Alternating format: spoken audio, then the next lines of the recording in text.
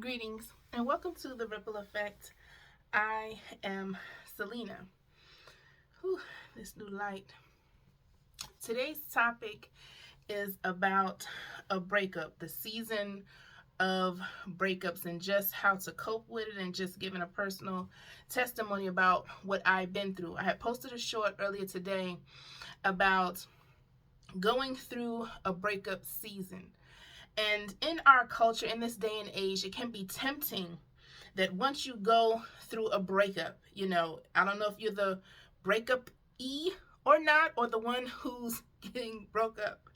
But either way, whichever what side of the fence you're on, I know when you're the one who is told that they don't want you and the relationship is over, that can be a bit more painful than you having all the power, as they say, and you're in the position of saying, you know what, this is not working.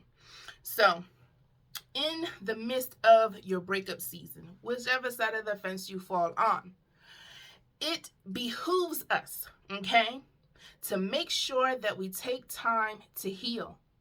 Now, I know for some people that is a cuss word. You don't want to heal. You don't feel like you need to. I think there's a saying out there that talks about however long you've been in a relationship, the amount of time you may need to heal.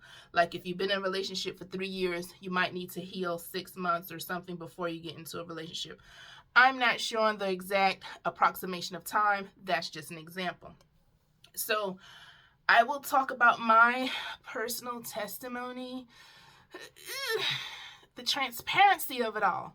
But anyway, so as I talk about being in a relationship, I was in a very toxic marriage with DB.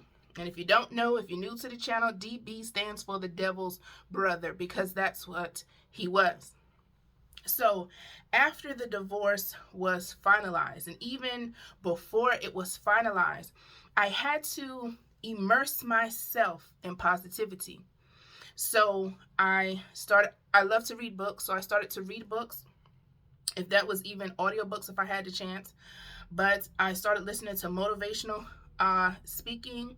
I was listening to a lot of sermons, and I mean really just drown myself, so to speak, in positivity and things that could build me up, because in the marriage all he could do was tear me down. He was very emotionally abusive, very socially abusive, would take our business to social media. And so for me, I needed time to heal through all of that so I don't become a bitter black woman, or any woman, whatever race you are watching it, just saying, so you don't become bitter and you don't take out what you went through in your past relationship on the current one. You never know. God may be trying to bless you with a godly brother and a godly relationship, but you're too busy holding on to the past. And because of that, you will spew your toxicity on a healthy relationship. And if he's healthy, he'll walk away, because that's what's best for him. He shouldn't be involved with someone who has not healed.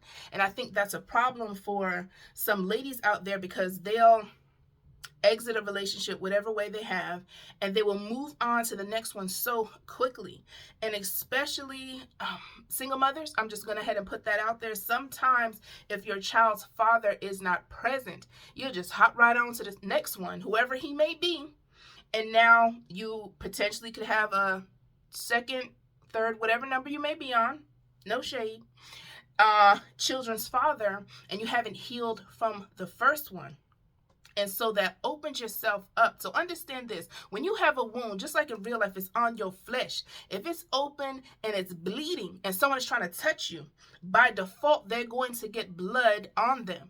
So in the same way, when you have been through if it was toxic or just a relationship and it's over and you're healing, that's a wound. So if you're taking someone in as a relationship, they're going to be in contact with that open wound that you have. And so for me, I had to make sure that I got into my prayer closet and I took time to heal before I got in another relationship. And I'll tell you something else, ladies. I made sure that I learned. I took notes. I paid attention.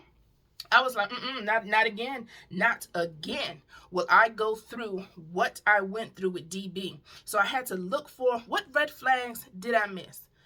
Because if I'm honest, there were several. There were several that I missed. And for you, if that's the case, but most people don't want to take that time to heal. They want to go ahead and hop into a relationship and assume and think and believe that the next person is going to heal them. And all that is a band-aid on a gashing wound that probably needed a tourniquet and some stitches. So we have to make sure that we're taking the time first, like I said, for God to heal us. I'm not sure what other people use. It could be booze. It could be that Mary Jane, whatever. Hopefully it's nothing up the nose. We're going to hope it's not that severe. But other people will use things where God is the only answer.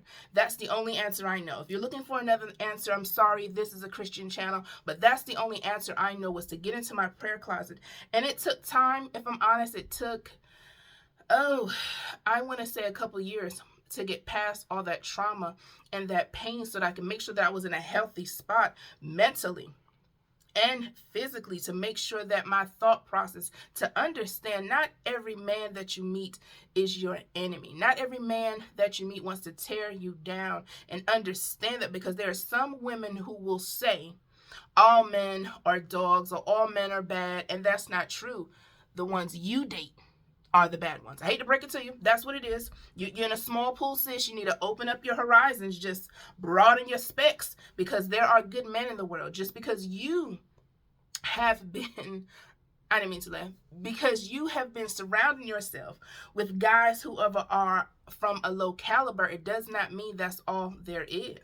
So I'm encouraging you ladies to make sure that you get into your prayer closet and to get through the healing. And for me, I had to make sure, like, even while I was getting approached while I was single, like, I'm not ready. And to be honest with myself, because a lot of people, ladies, we will lie to ourselves. No, we're not ready. And especially if we have a guy who's pressing us heavy, who wants to be in a relationship, and we know we're not ready, there are some ladies who will just use him for whatever benefits he may be offering. And all that does is damage him for the next woman who may be there to treat him right. And it's not fair. There are a lot of people who do that in our society, who are just out there damaging good people, and then wonder why you reap what you sow. Then when something happens to you, it is because you are out there damaging people who meant you no harm. Like I said, not all guys are out there who are bad, who want to damage you. Now, don't get it wrong. There are some savages in this world. I've met a few. DB was one of them. He was. But I had to take lessons from that life experience. Oh my goodness. If there was a test, I'd have my master's doctorate. I have it all, because I knew for sure next time around, this will not be the same experience. And I had to make sure that I healed holistically, becoming healed from what I had been through, and making sure, one, that I talked to God the Father, Jesus Christ, the Holy Spirit, that Trinity I talk about the whole way, to make sure before I enter another relationship, was I healed?